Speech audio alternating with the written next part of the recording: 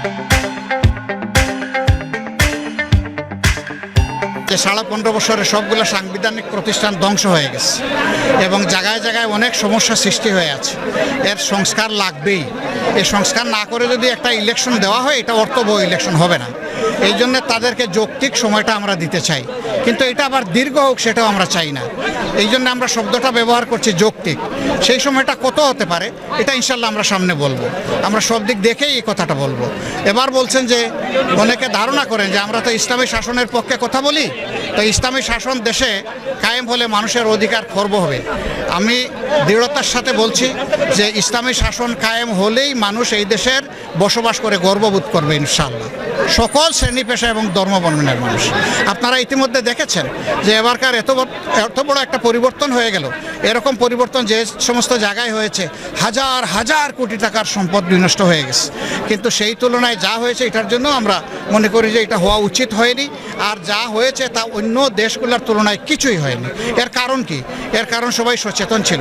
এর কারণে আমাদের দলের কর্মীরা, মাদ্রাসার ছাত্ররা, বিরোধী দল বিএনপির লোকেরা, এইরকম আরও যারা দেশপ্রেমিক শক্তি আছে, সবাই হাতে লাঠি নিয়ে সব জায়গায় পাহারার জন্য দাঁড়িয়ে গিয়েছিল। এই জন্য দুষ্কৃতিকারীরা দুষ্কর্ম সম্পাদন করতে পারে নাই। তারপরেও শান্তি বিঘ্নিত করার কিছু অপপ্রয়াস চালিয়েছিল। আলহামদুলিল্লাহ আপনাদের সবার জনগণের সম্মিলিত প্রচেষ্টায় সেইটাও ভেসে গেছে।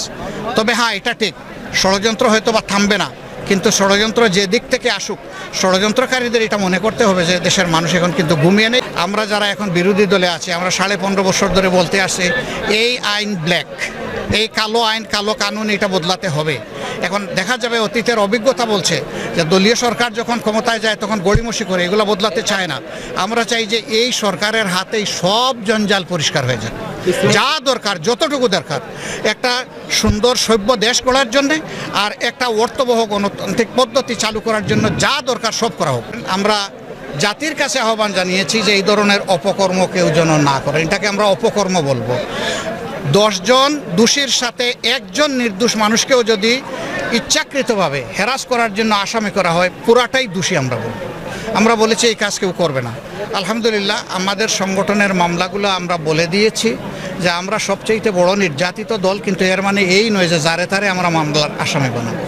যে সত্যিকারেই মামলার আসামি হওয়া উচিত সে আসামি হবে। আবার হাজার হাজার মামলা দায়ের করবো এটা আমাদের ইচ্ছা নেই। আমাদের ইচ্ছা হচ্ছে একটা মামলাই একজন অপরাধীর শাস্তির জন্য আমরা যথেষ্ট মনে করি, শিক্ষার জন্য যথেষ্ট মনে করি। এই জন্য আমরা ওই রকম ঢালাও মামলাও করব না, আর ঢালাও আসামিও বানাবো না।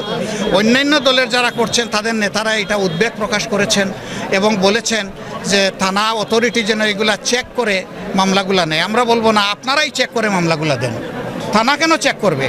আপনি আপনার বিবেকের ফিল্টারে ওইটাকে চেক করে আউট করে দেন, যেটা সঠিক নয়। যেটা সঠিক সেইটাকে রাখেন, তাইলে ন্যায় বিচার পাওয়াটা আমরা আশা করতে পারি। আর যদি অপরাধী লোকের সাথে নিরপরাধ লোককেও আমরা জুড়ে দেই, তাহলে ন্যায় বিচারই তো বেঁচতে যাবে।